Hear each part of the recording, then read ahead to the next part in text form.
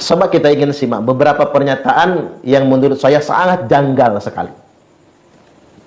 Ada muridnya Habib Salim Jindan namanya Abdurrahman, sholatnya berantakan, maksiatnya luar biasa, ibadah kocar kacir, tapi cinta banget sama Habib Salim Jindan. Beliau itu kalau dia jualan ubi rebus, kacang rebus tengah malam tuh pakai gerobak, tuh kadang-kadang Habib Salim Jindan hampir setiap malam ngegodain dia. Pedagang, iya beb, bungkus semuanya man, bawa ke rumah.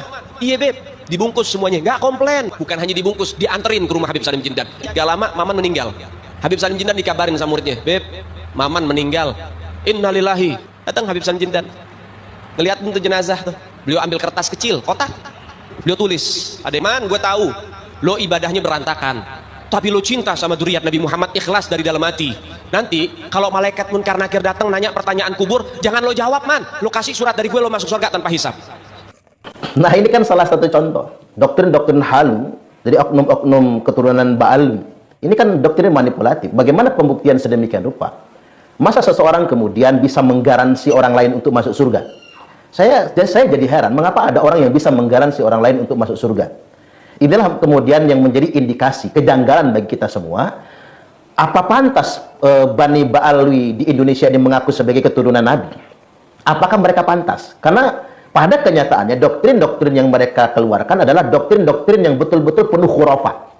Doktrin-doktrin yang tidak masuk akal, doktrin-doktrin yang hanya membodohi orang awam saja. Ini salah satu contohnya.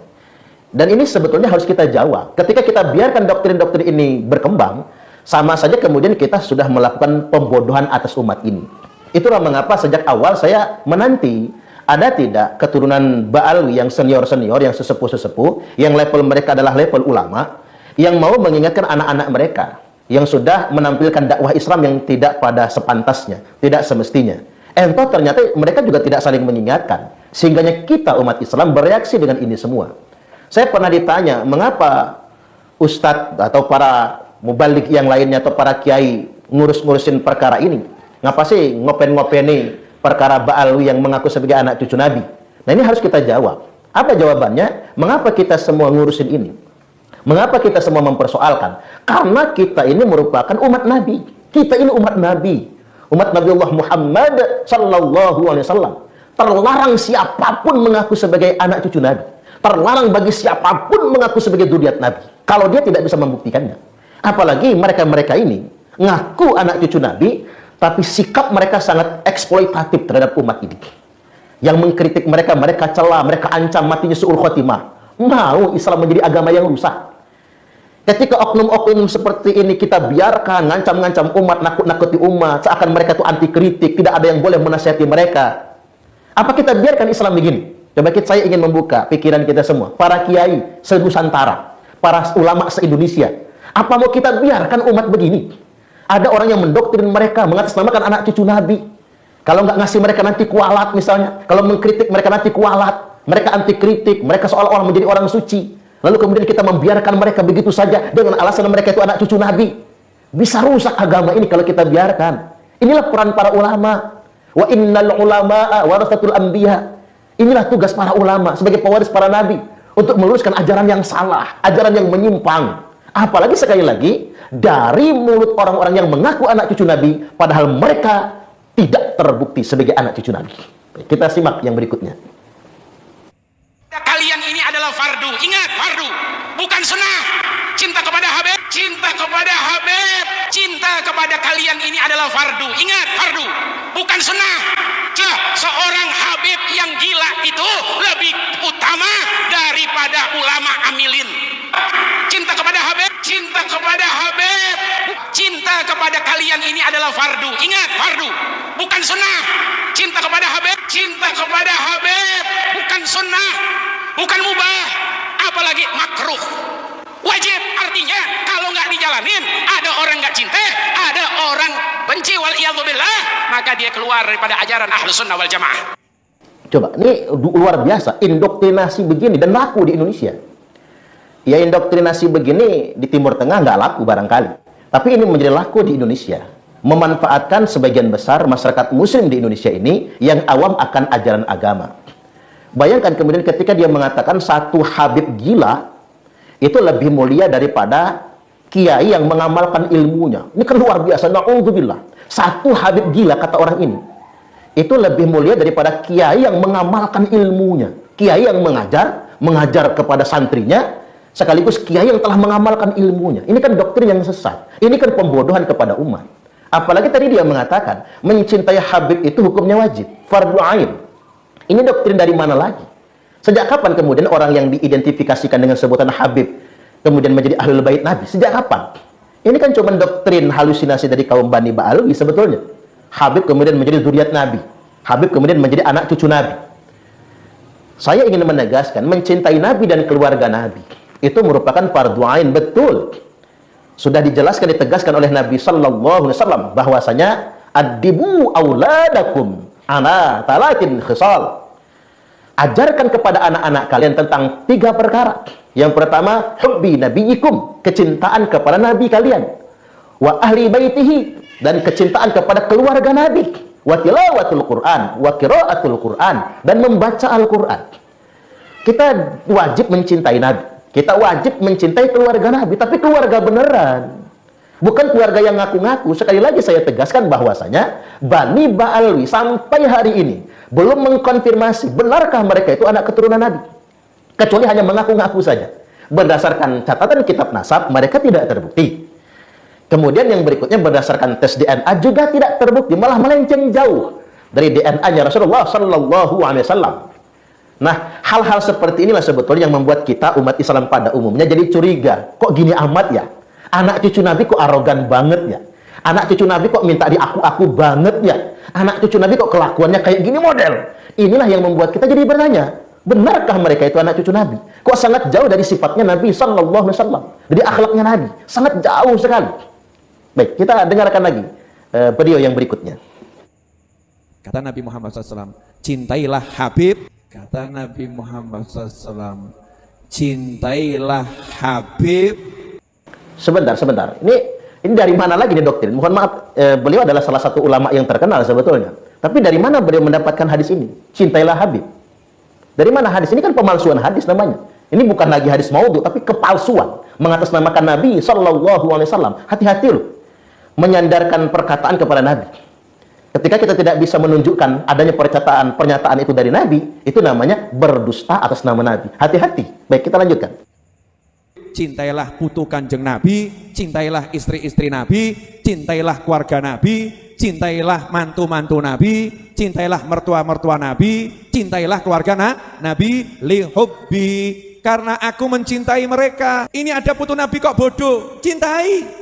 Ada cucu Nabi kok akhlaknya kurang benar, cintai. Kalau ada orang gak suka sama Habib Rizik, saya hapus dari hati saya. Kenapa? Orang itu gak akan dicintai oleh Nabi Muhammad SAW. Membenci anak cucu Nabi Muhammad SAW, membenci anak cucu Rasulullah, berarti kita orang yang tidak dipilih oleh Allah dalam doa Nabi Ibrahim alaihissalam. Kalau ada Habib yang bodoh, cintai. Kalau ada Habib yang ahli maksiat, cintai.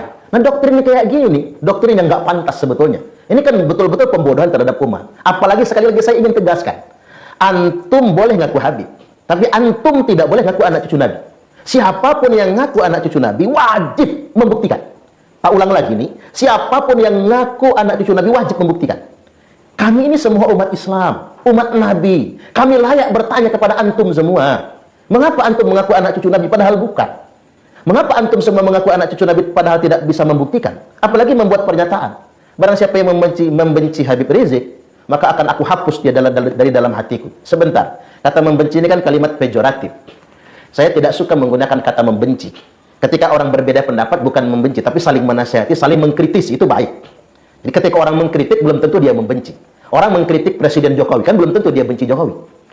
Boleh jadi kritik itu muncul dari sesuatu sikap karena menyayangi, karena mencintai, maka kemudian muncul kritik. Nah, balik lagi saya ingin tegaskan bahwasanya saya pernah dihadapkan dengan suatu kenyataan. Saya mengkritik Habib Rizik bin Syihab dan mengkritik Bahar bin Smith. Ketika saya mengkritik, dan kritik saya itu jelas kritik, bukan dalam bentuk narasi kebencian, tapi kritik. Jangan mendakwahkan Islam dengan cara arogan, apalagi memaki-maki, apalagi mengancam-ngancam. Tapi apa kata orang? Suparman Abdul Karim, disingkat mereka si Supa, pembenci Ahlul Bait, pembenci anak cucu Nabi. Jadi kita ini dihadapkan dengan segerombolan orang yang ngaku-ngaku anak cucu Nabi.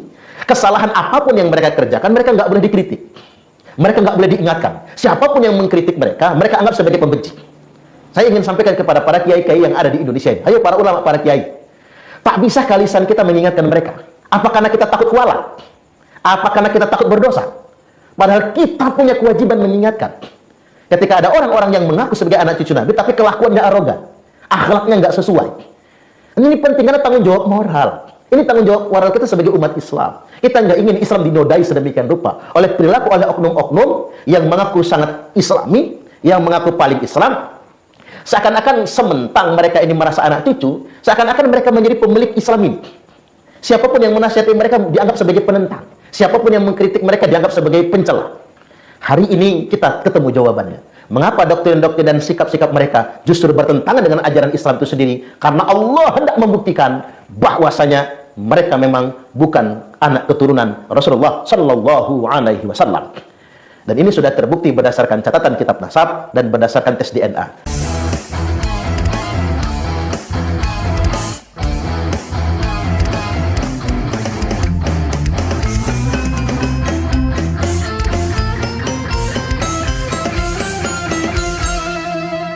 Jadikanlah hidup lebih berarti, jadikanlah laskar sang pemberani, membela ulama kiai pribumi, Rahwali Songo pewaris negeri. Gelora jiwa ini tak tertandingi, jangan coba-coba mengganggu negeri. Ulama kami terhina, kami pun tak terima, siap jihad jadi semboyan kita. Kami adalah laskar sabilillah, pecinta Wali Songo dan para anbiya, pewaris peradaban Islam di Nusantara, hingga berkibar bangsa Indonesia. Kami perisai para ulama, sepenuh hati korbankan jiwa dan raga. Bila nanti tertulis jihad pilihan kami, Zahid bela agama dan negara. Kami terlahir di bumi pertiwi, terpatri suci sejarah negeri, korbankan darah nyawa leluhur kami. Jangan kau coba rubah dan kau pecundangi.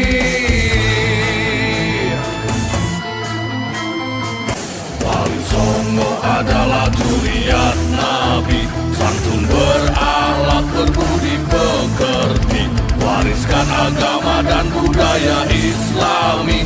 Jangan coba nodai kami, bela sampai mati. Kami adalah laskar sabilillah, tak akan gentar meskipun berkalang tanah, demi bela agama juga bela negara. Ikhlas jihad dan sahih bersama ulama, relakan kami pergi dan berjuang, jadi perisai Rahwali dan kebenaran. Meski harus berkorban nyawa satu di badan, demi kebenaran menang dan ditegakkan. Kami adalah laskar sabilillah, pecinta Wali Songo dan para anbiya, pewaris peradaban Islam di Nusantara, hingga berkibar bangsa Indonesia. Kami perisai para ulama, sepenuh hati korbankan jiwa dan raga. Bila nanti tertulis jihad pilihan kami, Zahid bela agama dan negara.